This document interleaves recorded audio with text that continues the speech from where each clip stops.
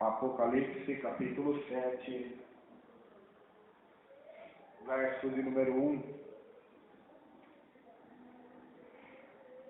diz assim: Depois destas coisas, vi 4 anjos que estavam sobre os 4 cantos da terra, retendo os 4 ventos da terra, para que nenhum vento soprasse sobre a terra, nem sobre o mar, nem contra árvore alguma. E vi outro anjo subir da banda do sol do nascente, e que tinha o selo do Deus vivo, e clamou com grande voz aos 4 anjos, a quem fora dado o poder de danificar a terra e o mar, dizendo: Não danifiqueis a terra, nem o mar, nem as árvores, até que hajamos assinalado na testa os servos do nosso Deus. E eu vi o número dos assinalados, e eram 144.000 assinalados, de todas as tribos dos filhos de Israel. Da tribo de Judá havia 12.000 assinalados, da tribo de Ruben 12.000, da tribo de Gad 12.000, da tribo de Azer 12.000, da tribo de Naphtali 12.000, da tribo de Manassés 12.000, da tribo de Simeão 12.000, da tribo de Levi 12.000, da tribo de Isacar 12.000, da tribo de Zebulon 12.000, da tribo de José 12.000, da tribo de Benjamim 12.000. Amém. Amém. Então, que nós vamos dar sequência aos estudos bíblicos de Apocalipse, e neste capítulo 7, Meu Deus. nós vemos que o capítulo 6 fala sobre os selos, né? Os 4 cavaleiros, os 4 selos. Depois fala do 5º e do 6º selo. E entre a abertura do 6º e 7º selo, existem o capítulo 7. Faz um interlúdio que está no meio desses 2 selos. Que nós vemos no capítulo 8 já. É a abertura do 7º selo, daquele livro que João viu no capítulo de número 5. O livro selado por dentro e por fora, qual somente o Cordeiro de Deus é digno de abri-lo e desatar-lhe seus 7 selos. E aqui no capítulo 7, uma palavra bastante interessante em Apocalipse, que traz muita controvérsia entre os teólogos, que traz muitas heresias também para as seitas que interpretam ele erroneamente, interpretam ele de uma maneira equivocada. Então nós vamos aqui estar estudando o simples e o básico deste capítulo de número 7. Depois dessas coisas, o capítulo 7 deste livro de Apocalipse é um parêntese da graça. Neste capítulo temos 2 visões distintas. A primeira é referente a Israel, que está do verso 1 ao 8. A segunda refere-se aos gentios salvos na grande tribulação, do verso 7, do 9 ao 17. Então, tem esses 2 focos aqui no capítulo 7, Israel e os salvos da grande tribulação. Ou alguns teólogos dizem que essa visão dos glorificados são aqueles que passaram por esta vida, que representa uma tribulação, que representa o muro de perseguição e provações. Então, há divergências aí de interpretações teológicas sobre essa visão dos glorificados, e até mesmo dos 144.000 que alguns interpretam ela como a igreja, como se fosse a igreja, só que nós vamos estar estudando o próprio texto que vai se referir a eles, não como a igreja, mas como Israel, o povo descendente de Abraão, Isaac e Jacó. Então, é isso que nós vamos estar observando aqui nesses capítulos, essas palavras interessantes. Nós vemos aí uns anjos aqui no capítulo 7. Uns anjos. Quem são estes anjos? Quem são estes anjos que seguram os 4 ventos da terra? Esses anjos. Eles estavam sobre os 4 cantos da terra, retendo poderosamente os 4 ventos da terra, impedindo assim que tempestade alguma viesse sobre a terra. Era uma aparente calmaria antes da tempestade. Então, esses quatro anjos estavam em pé nos quatro cantos da terra, leste, oeste, norte e sul. Leste, oeste, norte e sul. Eles conservavam seguros os quatro ventos da terra, para que nenhum vento soprasse sobre a terra, nem sobre o mar, nem sobre a árvore. Quem eram esses quatro anjos? Quem eram esses quatro seres angelicais? Eram aqueles que trariam o juízo na grande tribulação. Então, nesse momento, eles estavam retendo juízo, retendo a destruição iminente que haveria sobre a grande tribulação. Então, eles estão ali parados, conservando poderosamente os quatro ventos da terra, ou seja, anjos que Deus deu poder para eles de interferirem na natureza, interferirem na força do vento e na tempestade. Então, nós vemos aí que Deus dotou seus anjos com poder. Assim como o Filho de Deus acalmou tempestades, fez maravilhas, o Senhor dotou anjos com poderes especiais. Glórias a Deus. Alguns em uma área, outros em outra área. E esses aqui têm essa poder, essa autoridade. A Bíblia chama os anjos também, quando Jesus vai se manifestar em Tessalonicenses, Jesus vai voltar com os anjos do seu poder, ou seja, anjos poderosos, anjos que estão conservando ali a terra para que o vento não a destruísse. Então, nós vemos aqui que anjos são muito citados no livro do Apocalipse, muito citados, desde o começo até o fim. Nós vamos ver a manifestação angelical de anjos, pois eles estão colocando o plano de Deus em ação. Estão colocando a ordem de Deus em ação. Então os anjos sempre estão ali agindo de acordo com a vontade da palavra de Deus. Então esses anjos estão conservando seguro os quatro ventos da terra. Estão segurando os quatro ventos da terra. Os quatro quadrantes do compasso, isto é, os anjos tomarão as posições-chave na terra. Quatro ventos. Uma expressão figurativa que indica todos os ventos da terra, do sul, leste, norte e oeste. Os quatro anjos desligarão por um breve interlúdio o mecanismo essencial de nossa atmosfera terrestre.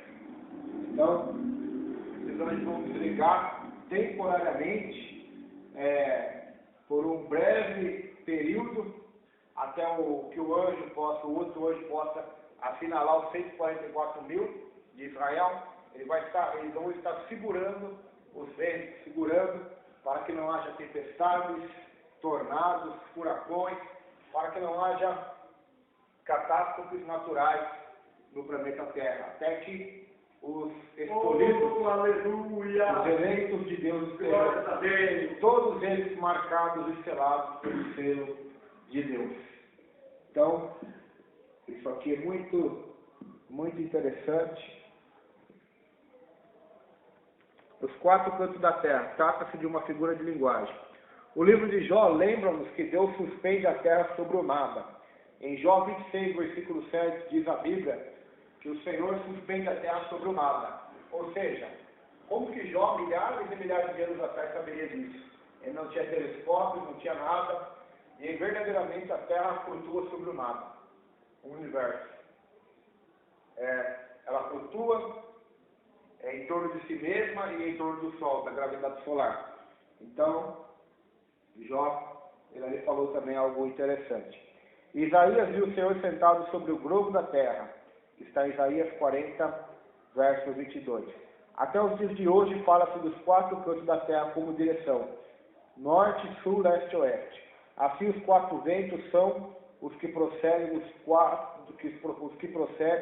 dos pontos cardeais, ou seja, dos quatro ventos da terra. Então, nós vemos aí algo muito interessante sobre esses quatro ventos.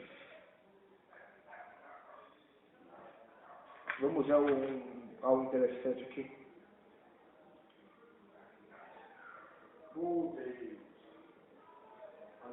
Este 7º capítulo mostra que essa ira não poderá ser descarregada contra os assinalados, os quais estarão justificados em Cristo. No presente versículo, João contempla 4 anjos que estavam sobre os 4 cantos da terra. Os antigos povos pensavam que a terra fosse quadrada. Os antigos povos daquela época. Eles achavam que a terra era quadrada. Portanto, dotaram de 4 cantos. Os filósofos gregos, hegônicos, 600 anos antes de Cristo, modificaram esse conceito pensando ser a terra um disco.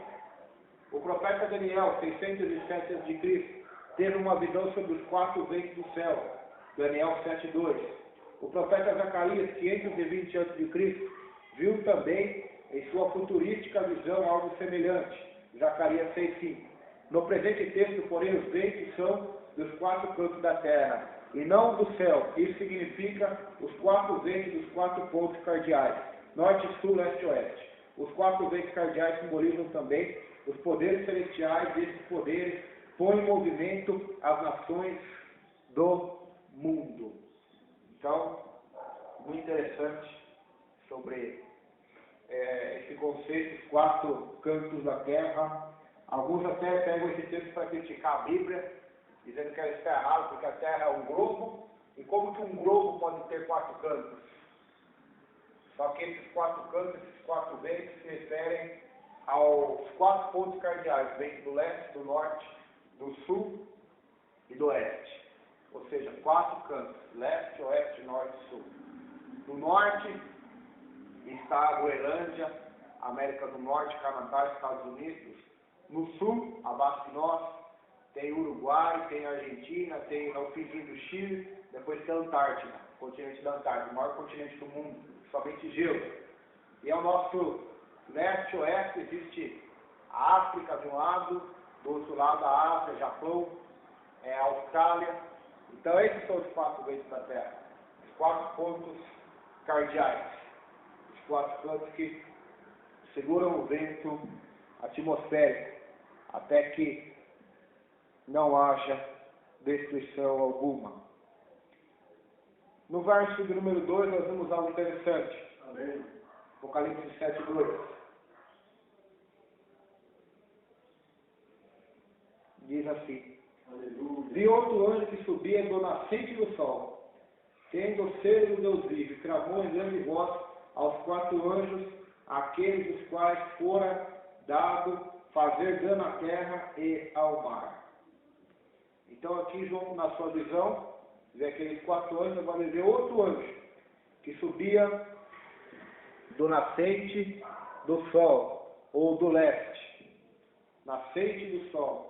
Este anjo ele subia e ele tinha o selo do Deus vivo. Então, esse selo do Deus vivo não tem nada a ver com 7 selos. Esse selo do Deus vivo é a marca que Deus iria colocar sobre aqueles que são deles.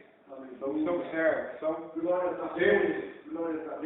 seus escolhidos, são aqueles a qual Ele escolheu para que pudesse trazer a marca sobre os 144 mil.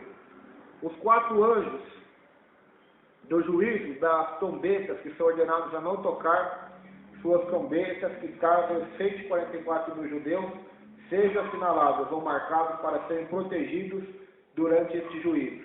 Os 144 mil, então, são assinalados antes dos 7 juízos das trombetas. Então, nós vamos ver no capítulo 8 que o 7º selo vai ser desatado. Então, vai haver 7 trombetas. E esses 4 anjos, eles vão tocar 4 trombetas. Por isso que eles estão parados. Estão esperando a ordem de Deus, estão esperando aquele outro anjo selar os 144 mil. Pois o texto diz aqui: e clamou com grande voz os 4 anjos, aqueles dos quais fora dado fazer dano à terra e ao mar. Ou seja, aqueles 4 anjos, a missão deles era trazer dano à terra e ao mar. Trazer dano à terra. Mas esses anjos não trariam dano algum aos 144 mil. Eles estariam protegidos dessa frase. A mesma coisa que nós vemos lá no Êxodo, quando Moisés antes de sair do Egito, as 10 pragas, nenhuma delas atingia aldeia de Israel, que estava na terra de Gósen, no Egito. Atingia todos os moradores egípcios, mas onde os israelitas estavam não atingia as pragas. Então, vai ser mais ou menos a mesma coisa. Elas não danificarão os escolhidos de Deus, aqueles que Deus vai marcar com a sua marca. O anjo carrega o selo do Deus vivo. O povo na época de João estava familiarizado com a autoridade que representava o selo real.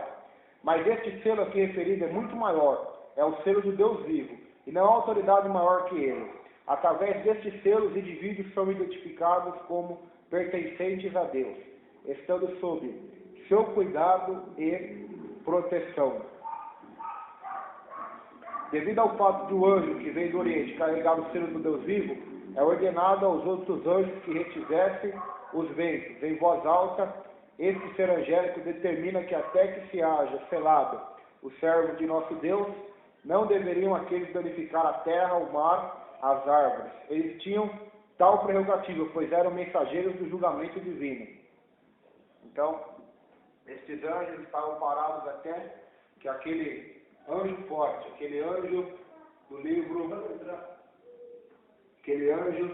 livro do Apocalipse pudesse selar aqueles 144 mil de Israel, judeus, que estavam ali marcados.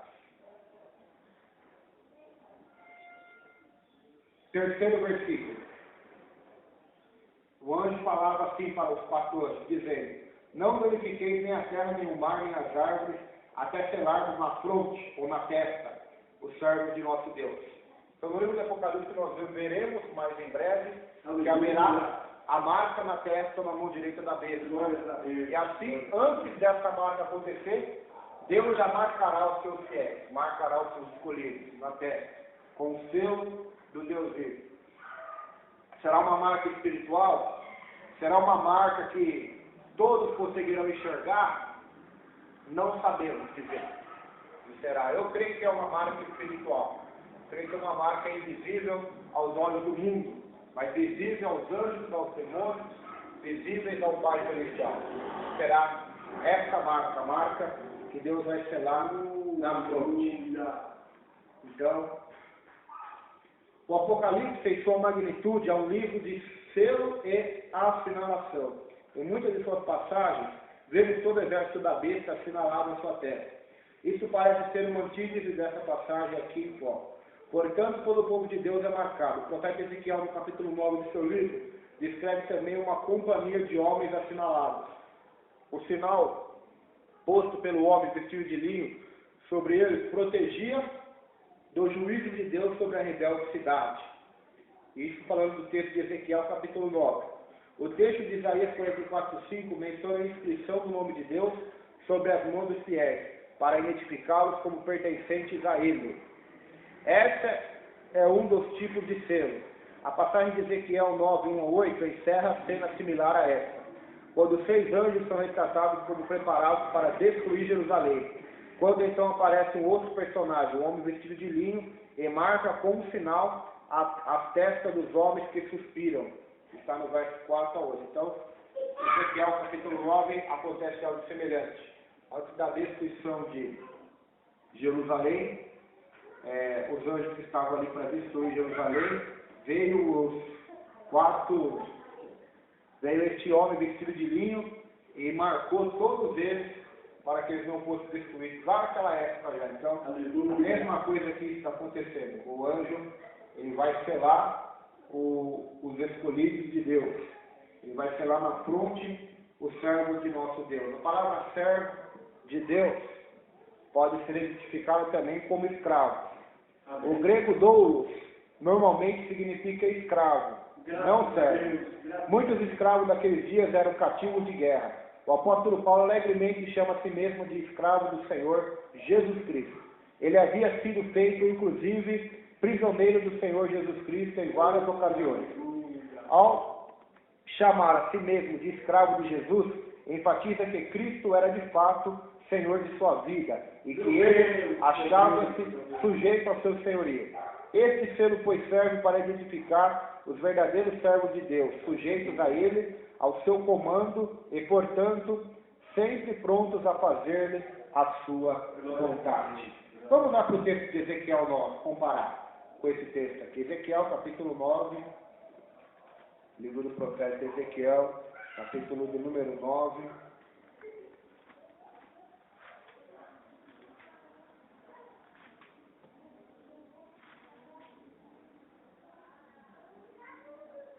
Ezequiel, capítulo 9.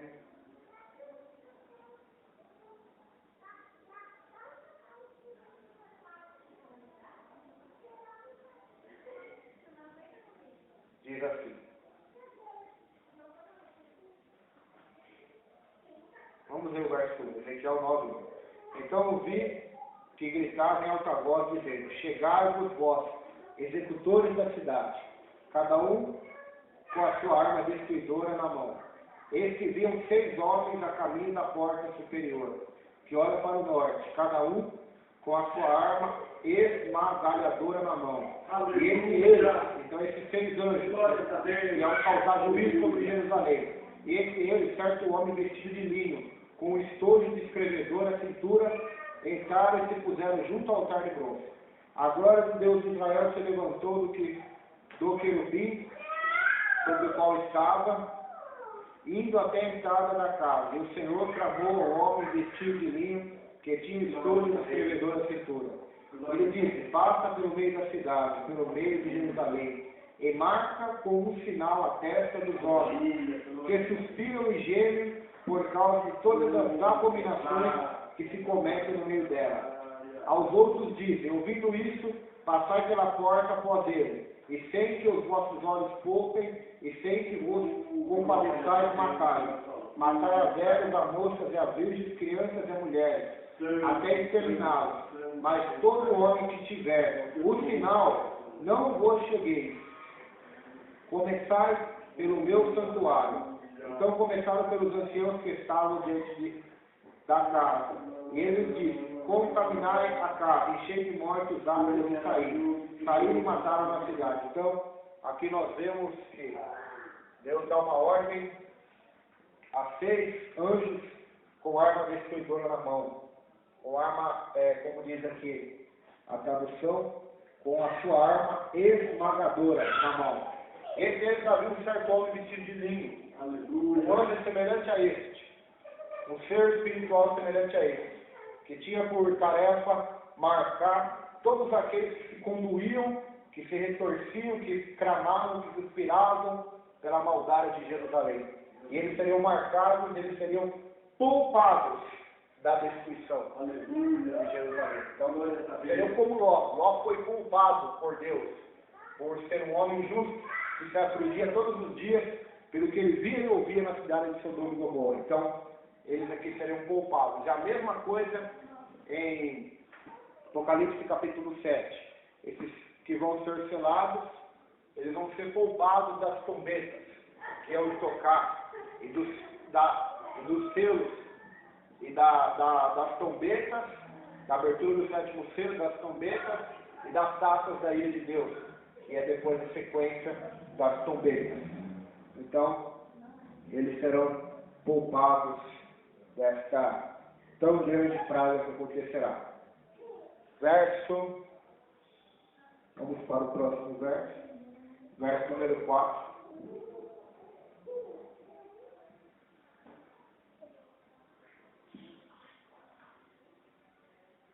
Verso número 4 diz assim. Verso 4 e 5 diz assim. Então ouvi o número dos que foram selados, que era 144 mil, de todas as tribos dos filhos de Israel. Da tribo de Judá foram selados 12 mil, da tribo de Rúben 12 mil, da tribo de Gade 12 mil, da tribo de Azer 12 mil, da tribo de Naphtali 12 mil, da tribo de Manassés 12 mil, da tribo de Simeão 12 mil, da tribo de Levi 12 mil, da tribo de Isacar 12 mil, da tribo de Zebulon 12 mil, da tribo de José 12 mil, da tribo de Benjamim foram selados 12 mil. Então, ao total dessas 12 tribos, a soma é 144 mil. Há uma seita aí conhecida, os TJ, os testemunhos de Jeová, que dizem que só 144 mil serão salvos. Então, eles mesmos, nem nós, estamos incluídos nessa salvação, porque esses 144 mil, eles são israelitas, são judeus de sangue. São 12 mil de cada tribo. Não tem nada a ver com a igreja. Não tem nada a ver. Eles são, será no período da grande tribulação que eles serão selados. Então nem será agora, antes do arrebatamento, será depois do arrebatamento. Então, há um grande equívoco aí de interpretação do texto dos testemunhos de Jeová. Imagina só, 144 mil salvos. Hoje tem 7 bilhões de pessoas na Terra. Ajunta com todas as eras. Então, desses 100 bilhões e bilhões que moraram na Terra, só 144 mil foram salvos, sendo que João viu uma multidão ali que não podia se contar, de salvos, junto com anjos, e até aqui no capítulo 7 vai mostrar que havia uma multidão, depois que João vê esses 144 mil, no verso 9, ele vai ver uma grande multidão de salvos ali também. Então nós vemos aí que muitos interpretam a Bíblia erradamente.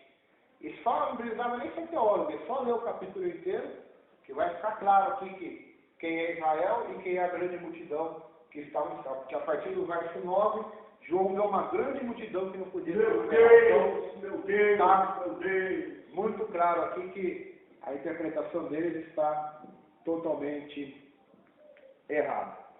Esses 144 mil, quem são? Há duas visões. Uma visão teológica diz que é a igreja, que será salva nessa época. A outra que é Israel. Mas a interpretação correta, o próprio texto aqui não vai deixar dúvidas, é Israel. É o Israel literal. É o Israel lá de Jerusalém, os judeus. Ou seja, até fala das 12 tribos, então não tem como ser outro. Não tem como ser a igreja. Amém. Até fala 12 mil de cada tribo de Israel. São descendentes de linhagem sanguínea, originais. Ou seja, 144 mil assinalados, que Deus vai assinalar. Aqui é bom, porque esse texto aqui cala a boca de muita gente, porque Deus, ele assinala quem ele quer. Não é o homem que está escolhendo ser assinalado, é ele que está escolhendo quem ele vai assinalar. Os 144 mil. E existem hoje milhares e milhares, até milhões de judeus espalhados por todo o mundo. Tem comunidade judaica aqui no Brasil, tem comunidade judaica nos Estados Unidos, é onde moram só judeus, bairros inteiros de judeus. E assim todo mundo, grandes empresários aí são judeus. Então, 144 mil judeus serão assinalados. Então, aqui nós vemos o cuidado que Deus tem com Israel nesse texto. Este ano ele vai assinalar, vai marcar os 144 mil judeus.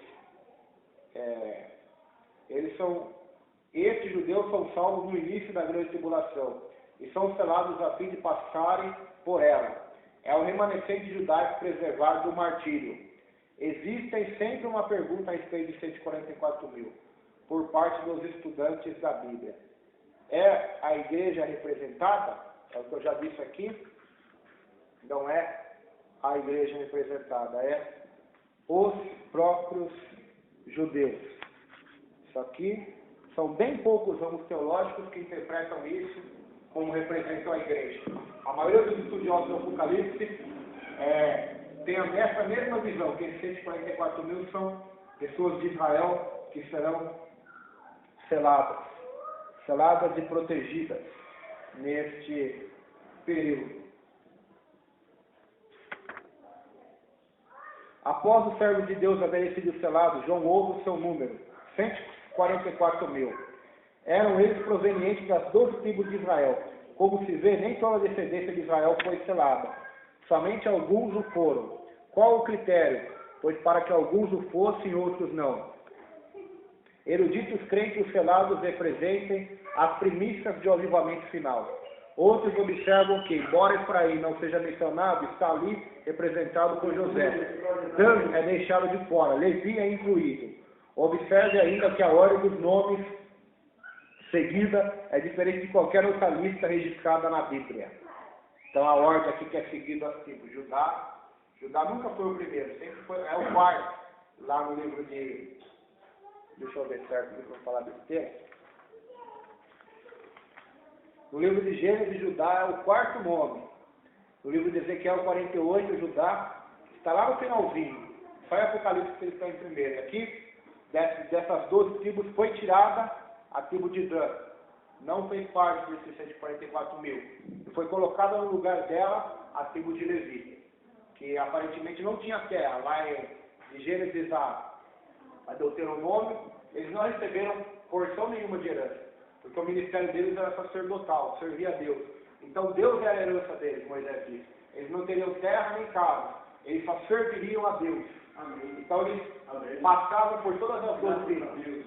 Só que aqui eles são incluídos e são selados. Então, o outro aqui que não é falado é Efraim, um dos filhos de José. Mas com certeza já representa José, porque é filho de José, então ele está incluído também na descendência de José. Efraim e o último Benjamim. Aqui nós vamos usar um pouquinho de cada uma dessas 12 tribos de Israel, porque esse Apocalipse, Deus faz questão de lembrar desses nomes, desses filhos de Jacó, porque todos eles eram filhos de Jacó. Essas 12 tribos eram todos eles filhos de Jacó. Se Deus fez questão de honrar esse povo, nós vamos debater um pouquinho sobre eles, para ver que interessante. Da tribo de Judá.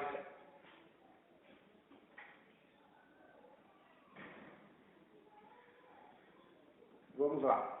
Da tribo de Judá. Diz o Dr. Josete, em seu livro, todos os nomes judaicos têm significação. O sentido dos nomes dados aqui não é difícil de ser descoberto. O texto em foco cita 3 nomes, Judá, Rúben e Gad. Seguiremos aqui o Dr. Norman, numa breve interpretação. Judá significa confissão e louvor a Deus.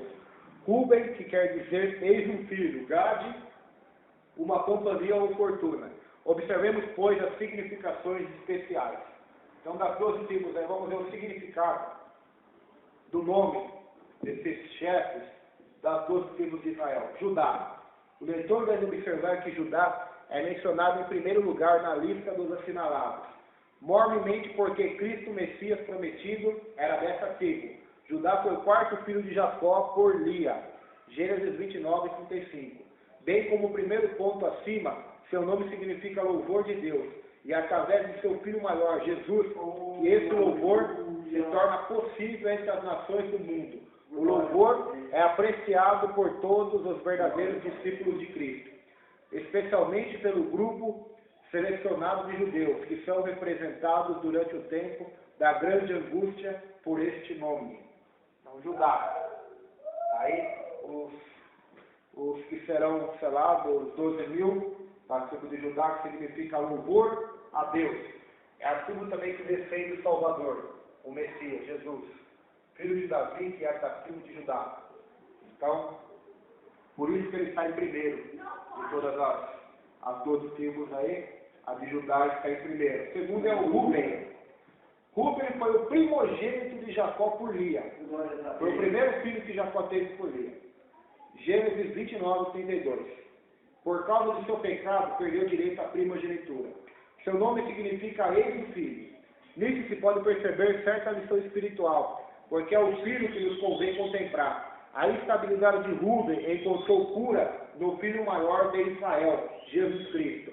Deus não se refere aos estáveis, antes oferece-lhes remédio de transformação segundo a imagem de Cristo. Romanos 8, 29. Mediante seu poder espiritual. Então o primeiro filho de Jacó, da primeira tribo de Israel, pecou e falhou. O primogênito.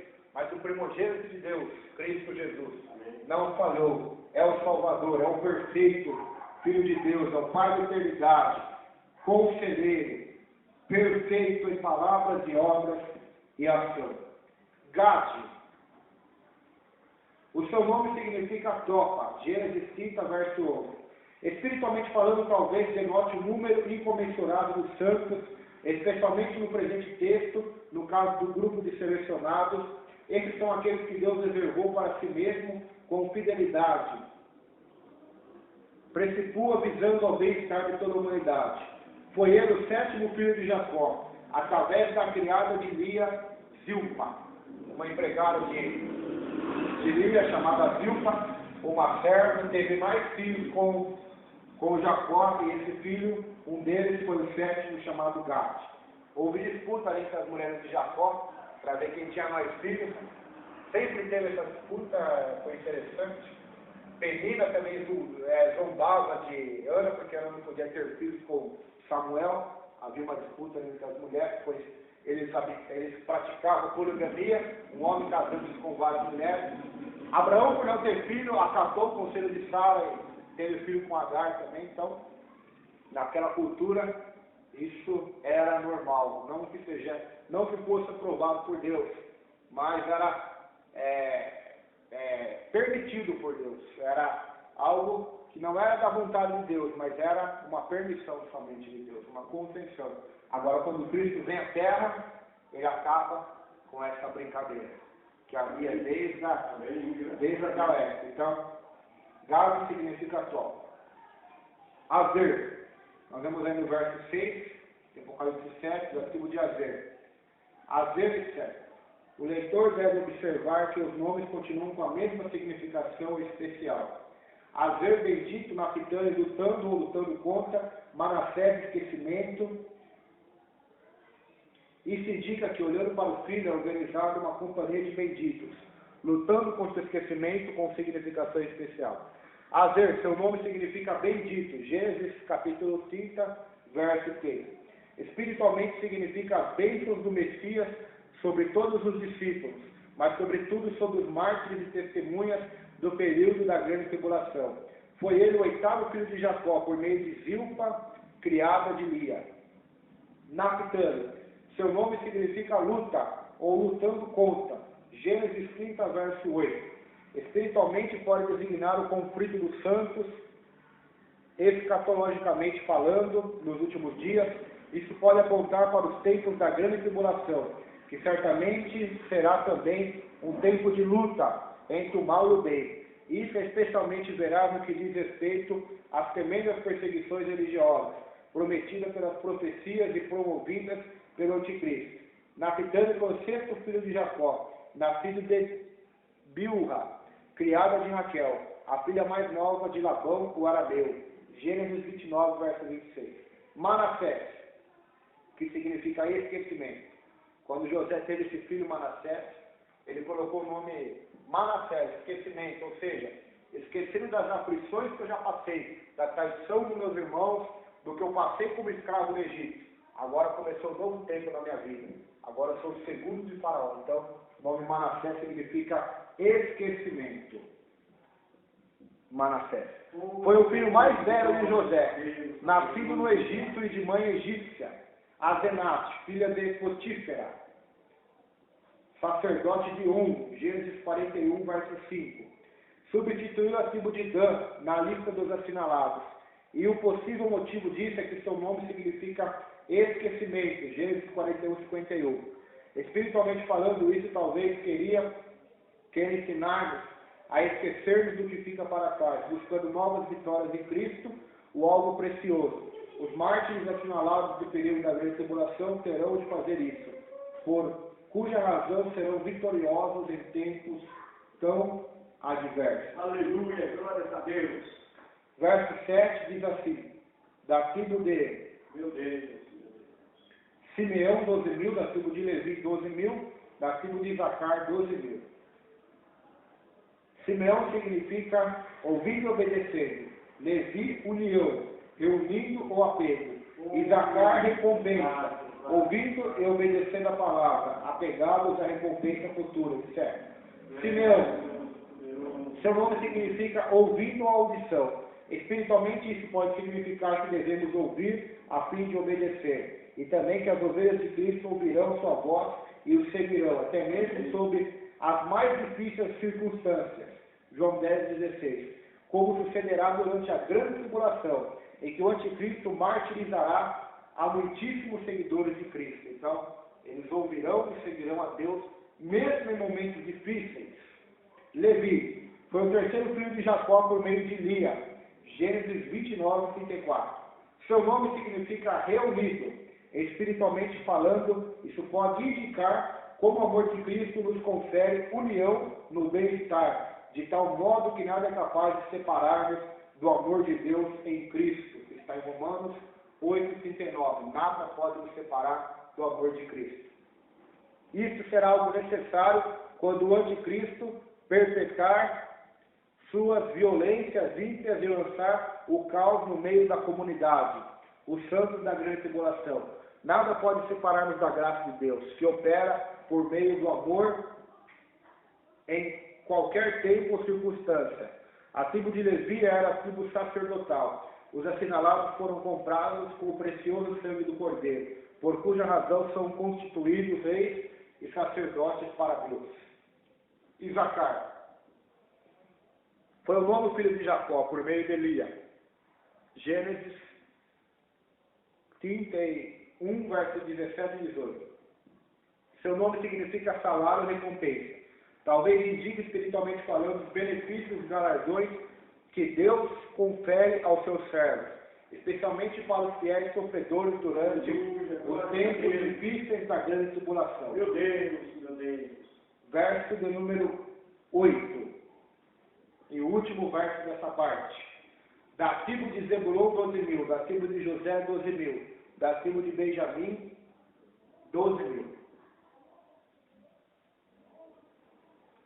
Zebulon foi o 10º filho de Jacó, por meio de Lia. Gênesis 30, verso 20. Seu nome significa habitação. Lia tinha esperança de que, de quem em face de era pegado 6 filhos a Jacó, obteria o seu favor, que ele continuaria a habitar com ela, favorecendo a diante de Raquel. Espiritualmente, Cristo habita conosco e nos favorece por meio do Espírito Santo, ao ponto de fazer de nós a própria habitação ou templo de Deus. Efésios 2, 21, 22. O Senhor Jesus Cristo é o mesmo ontem, hoje e eternamente. Hebreus 13, 8. E durante o tempo de aflição, ele se postará ao lado dos assinalados e mártires, no período sombrio da grande tribulação, de tal modo que nenhum dano real e duradouro lhes poderá sobrevir. Ou seja, Deus estará habitando junto com eles na grande tribulação, estará dando força para eles, aqueles que vão morrer, e que não é o caso desses 144.000, que não vão ser mártires, vão ser protegidos por Deus, não sei de que maneira, mas eles terão uma proteção especial e Deus estará ali guiando eles. José foi o 11º filho de Jacó, por meio de Raquel, sendo o primeiro filho desta. Gênesis 30, verso 24 e 35, verso 24. José foi o filho favorecido e mais estimado de Israel. Foi mimado por Jacó e amado por Raquel. Vendido à servidão por seus próprios irmãos mais velhos, conseguiu vencer em meio à adversidade. E Deus postou-se ao seu lado, fazendo redundar em bem o que parecia ser mal. Isso ele fará novamente no caso dos assinalados do período sombrio da grande tribulação. O nome José significa adição. Gênesis 30, verso 24. Seu nascimento retirou o opróbrio, a vergonha de Raquel, por não ter desistido de sua confiança em que Deus ainda lhe adicionaria outro filho. Seu nome poderia ser traduzido também por aumentador, e em breve seria mudado para Zafenate Peneia, Salvador do mundo, homem sábio que foge da contaminação, e ainda revelador de segredos. Vê a significação especial na língua egípcia. Então José também foi um homem que venceu nas tribulações do Egito. Assim será também os 12 da tribo de José. Serão homens que vencerão as aflições e serão testemunhas puras de Deus nesta época, judeus puros de Deus, que farão a obra de Deus nesta época. Benjamim foi o filho mais novo de Jacó, nascido de Raquel, que faleceu ao dá-lo à luz. Então, quando Benjamim nasce, a mãe dele, Raquel, teve 2 filhos, José e Benjamim. Ela morre, não suporta o parto. Após o desaparecimento de José, Benjamim obteve um favor especial de Jacó. Seu significado, filho da mão direita, Gênesis 35, 18. Isso simboliza a importância que Jacó atribuiu ao seu nascimento, pois assim ele obtivera um filho especial. Raquel, quando já falecia, deu o nome de Benoni, que significa filho da minha dor. Gênesis 35, 18. Jesus foi apresentado ao mundo com ambos os significados, porque ele é o homem de dor, Isaías 53, verso 3, mas também é o filho especial de Deus, filho da mão direita, o filho do seu poder. Em Cristo, através de ambos esses aspectos, os assinalados, e testemunhas da grande tribulação, aprenderão lições espirituais necessárias. Passarão por grandes tristezas e dores, à semelhança de Cristo, mas triunfarão em Cristo e por Cristo, não obstante todos os sofrimentos. Então, Benjamim era o filho da mão direita de Jacó, mas como que a mãe dele, Raquel, deu à luz com dores e morreu, chamou ele de filho da minha dor. E Cristo fez esses 2 nomes. Foi aquele que passou pela dor, mas é o filho que está sentado e que é o filho da mão direita, especial de Deus, o filho amado. Então, olha só que mistério interessante. Meu Deus, meu Deus. Existia outra tribo, a tribo de Dan, e ela foi excluída desta lista. Aqui nós vamos ver o que o autor desse livro tem a dizer sobre isso. O leitor deve observar que a tribo de Dan foi excluída desta lista. Irineu, escrevendo perto do fim do 2º século da nossa era, Irineu foi um cristão que viveu 200 anos depois de Cristo, ele escreveu, ele informa-nos sobre uma antiga tradição muito divulgada entre os judeus e ensinada pelos rabinos, que supunham que o anticristo viria dessa tribo. Na presente lista dos assinalados, os nomes de Levi e José são postos no lugar de Dan e Efraim. Durante o milênio, a tribo de Dan encabecerá as tribos do Senhor no novo governo de Cristo. Ezequiel 48:1. Ficará ao norte da cidade de Damasco, bem ao norte da Síria. Efraim é excluído também desta lista e substituído por José. O profeta Osés, durante o desaparecimento dessa tribo, durante um tempo de apostasia, dizendo: Efraim está entregue aos ídolos, deixai-o. Este pronome final do presente texto é muito significativo. Oséias 4:17. Continua: Efraim como os povos se mistura. Oséias capítulo 7, verso 8. Efraim, a sua glória como ave voará. Oséias capítulo 9, versículo 11. Efraim foi ferido, secou-se a sua raiz. Oséias 9:16. Efraim fez-se culpado em Baal e morreu. Oséias capítulo 6, versículo 8 e 7. Durante o reino milenial de Cristo, essa tribo voltará a existir novamente. Então, pela mistura, pelo pecado, houve o juízo de Deus sobre eles. Mas no reino de 1000 anos de Cristo na terra, serão restaurados também, tanto quanto a tribo de Dan também ficou de fora dessa lista aqui. Amém. Então, tem muito que nós especularmos quanto a isso. Vamos para a próxima parte, verso 9.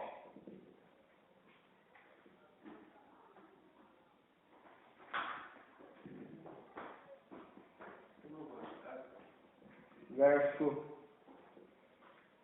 de número 9.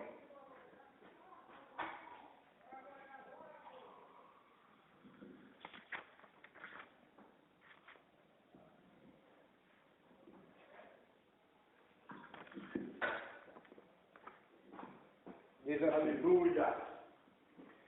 Depois dessas coisas vi, e eis uma grande multidão que ninguém podia enumerar, de todas as nações, tribos, povos e línguas. Meu Deus! Em pé diante do trono e diante do cordeiro, vestidos de vestiduras brancas com palma nas mãos, reclamavam em grande voz, dizendo: ao nosso Deus, que se assenta no trono, e ao cordeiro pertence a salvação. Todos os anjos estavam de pé, rodeando o trono, os anciãos, lembra dos 24 anciãos? De novo aqui falando. E os 4 seres viventes, e ante o trono se prostraram sobre o seu rosto e adoravam a Deus, dizendo: amém. O louvor e a glória, a sabedoria e as ações de graças, e a honra e o poder e a força sejam o nosso Deus, pelos séculos dos séculos. Amém. Então, depois de João ver esses 144 mil, agora ele observa novamente uma grande multidão, a qual ele mesmo diz que ninguém podia enumerar. O IBGE não conseguiria enumerar aquela multidão. Os institutos de censo, que contam as pessoas dos países, dos mundos, da ONU, não conseguiriam enumerar esse povo que estará lá. Então, uma grande multidão de salvos, irmãos. Grande multidão. Então não serão 144 mil salvos somente. Esses 144 mil serão judeus. Da época da grande tribulação, fora os outros judeus do Antigo Testamento e que vivem na nossa época, esses aqui só são depois do arrebatamento, da grande tribulação. Então imagine a multidão que vai ser. Ninguém pode contar, diz a Bíblia. Estavam ali povos de todas as nações, tribos, povos, línguas em pé, diante do trono e diante do Cordeiro. Então, de todas as tribos indígenas, povoados, ilhas, de todas as línguas faladas no mundo, de todos os povos, nações, famílias, haverá salvos. Pois Deus é fiel e Deus disse para Abraão: em ti serão abençoadas todas as famílias da terra. Todos os povos, em ti serão abençoados.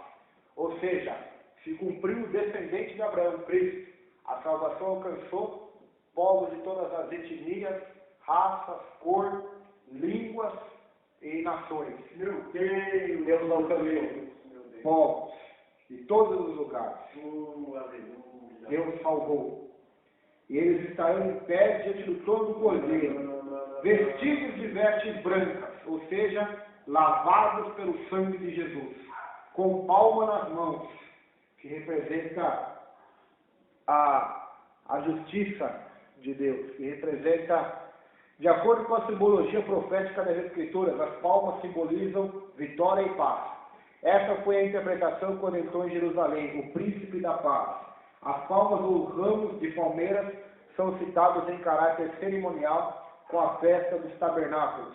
E é curioso observar que a festa durava 7 dias. Em caráter profético equivale a 7 anos. No texto em foco, as palmas são dadas em lugar de coroas para simbolizar a vitória daqueles crentes e a paz que desfrutarão no céu. Então as palmas nas mãos representam a vitória, representam a paz. Foi com palmas nas mãos, no chão, com lenços não, com roupas, que eles receberam Jesus quando eles estão em Jerusalém, montado no jumentinho. Então, essas são a simbologia. O verso 10 diz assim: e clamavam com grande voz, dizendo: salvação ao nosso Deus, que está sentado no trono, e ao Cordeiro. Então, a salvação, a grande multidão, clama que a salvação pertence a Deus e pertence a Cristo Jesus. Ou seja, a salvação não pertence a um sistema eclesiástico de igreja evangélica, a salvação não pertence a uma filosofia religiosa, a salvação não pertence a um credo religioso, não pertence a um líder religioso, seja ele de qual religião for, espírita, budista, kardecista, umbandista, católico, qualquer tipo de religião. A salvação pertence a Deus e a Cristo, ao Cordeiro. Mais ninguém. E nenhum outro nome é dado debaixo do céu, pelo qual devamos ser salvos, diz a Bíblia, que é Cristo. Não há outro caminho, não há outra verdade, não há outra vida. Jesus disse em João 14,6: eu sou o caminho, a verdade e a vida. Ninguém vai ao Pai, ninguém é salvo se não for por mim. Então, a salvação pertence ao Deus que está sentado no trono e ao Cordeiro. A salvação, então, pertence a eles e a mais ninguém. E muita gente não gosta disso, né? Muitas religiões odeiam essa verdade, odeiam essa afirmação, odeiam e acham que podem ser salvos por outros métodos, por boas obras, por guardar leis, por ser bonzinho, porque, enfim, Deus é misericórdia e vai perdoar todo mundo no final. Mas não, a Bíblia ensina que a salvação vem pelo Cordeiro, vem por Deus, pela purificação com o sangue de Jesus, onde Ele nos lava de nossos pecados, nos justifica da ira de Deus e nos faz dignos de ir ao céu. Aleluia. Pela glória do seu nome e do seu santo louvor. O verso número 11 diz que todos os anjos estavam em pé, rodeando o trono. Quem são esses anjos? Aqueles milhões e milhões de milhares que João viu também. Eles estavam em pé, rodeando o trono de Deus. Imagina o tamanho do trono de Deus. Né? Imagina o tamanho, a imensidão. E os anciãos, 24 anciãos estavam ali também, e os 4 seres viventes, que nós já falamos deles também, estavam ante o trono e se prostravam sobre o seu rosto, adorando e adoravam a Deus, dizendo. Então, aquela multidão, agora o louvor aumentou. Agora os anjos se uniram àquela multidão, os 4 seres viventes e os 24 anciãos se reuniram àquela multidão. Os 24 anciãos aqui são os representantes do Salmo, 24. Alguns dizem que são os 24, é os 12 apóstolos e mais 12, os 12 filhos de Jacó, as 12 tribos. Agora quem são? É somente uma conjectura teológica, não sabemos dizer. E eles estão louvando a Deus nesse coral, estão dizendo assim, a multidão está louvando ao nosso Deus que se assenta no trono, é o Cordeiro, pertence à salvação. Agora eles estão respondendo o que a multidão vai falar. Os anjos, com os 24 anciões e os 4 seres viventes, eles vão responder assim, no verso 12. Amém. Isso é verdade, que assim seja. O louvor e a glória e a sabedoria, as ações de graça e honra e poder e força sejam ao nosso Deus, pelos séculos dos séculos. Amém. Então eles estão respondendo com outro louvor, com uma outra adoração, aquilo que a multidão estava louvando. Então eles estão em harmonia, um coro celestial em harmonia. Olha que interessante. Eles estão louvando, e agora esse outro grupo, que fala muito dele no capítulo 4 e 5 de Apocalipse, está respondendo o louvor dessa multidão. Meu Deus, Deus, meu Deus. Verso número 13.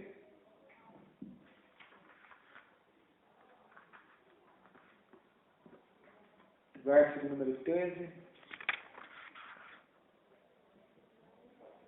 Então aqui os anjos louvando a Deus juntamente com os salvos. Olha que coisa maravilhosa vai acontecer lá.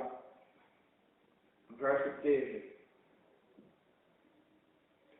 Um dos anciãos tomou a palavra dizendo: estes que se vestem de vestiduras brancas, quem são e de onde vieram?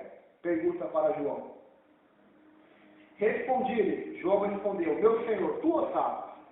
Ele então me disse: são estes que vêm da grande tribulação, lavaram suas vestiduras e as alvejaram no sangue do Cordeiro. Razão, porque se acham diante do trono de Deus, e o servem de dia e noite no seu santuário. E aquele que se assenta no trono estenderá sobre eles o seu tabernáculo, ou a sua glória. Verso 16. Jamais terão fome, nunca mais terão sede, não cairá sobre eles o sol, nem ardor dor alguma, pois o Cordeiro que se encontra no meio do trono os apacentará, e os guiará para as fontes da água da vida, e Deus lhes enxugará dos olhos toda lágrima. Então, um dos anciãos, novamente, chegou até João.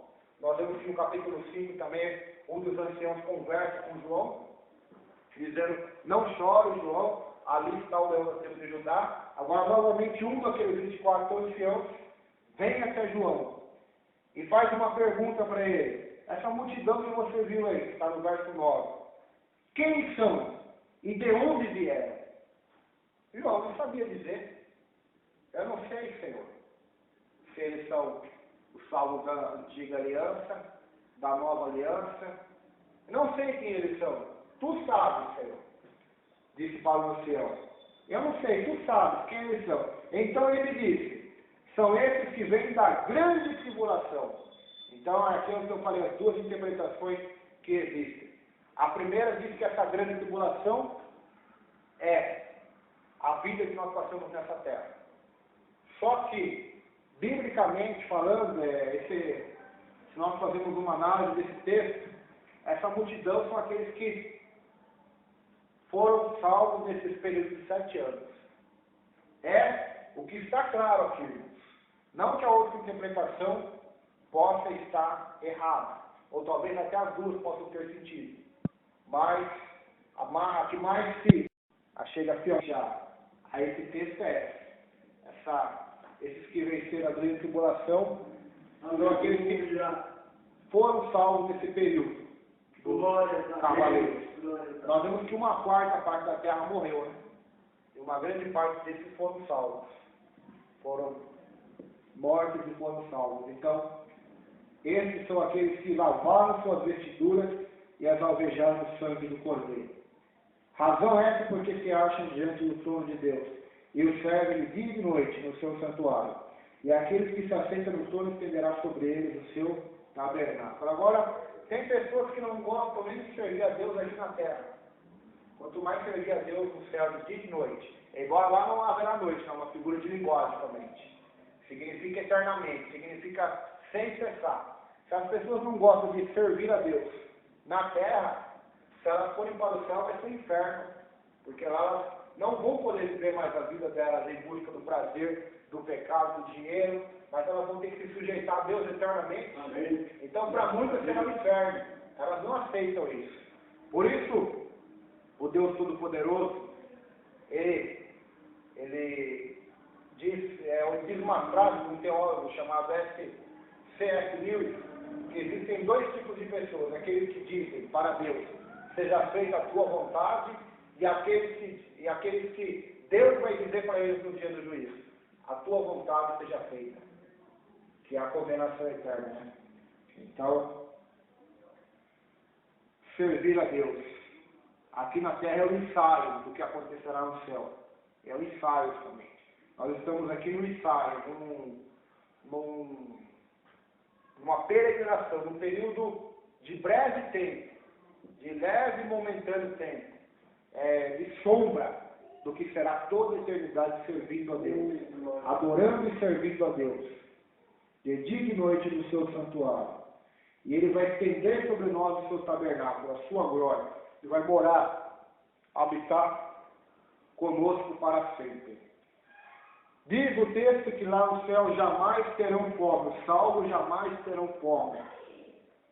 Se passaram por fome, por provação nessa terra, por vontade de comer alguma coisa, lá no céu não haverá mais isso. Amém. Não haverá fome. Não haverá. Sede nunca mais haverá.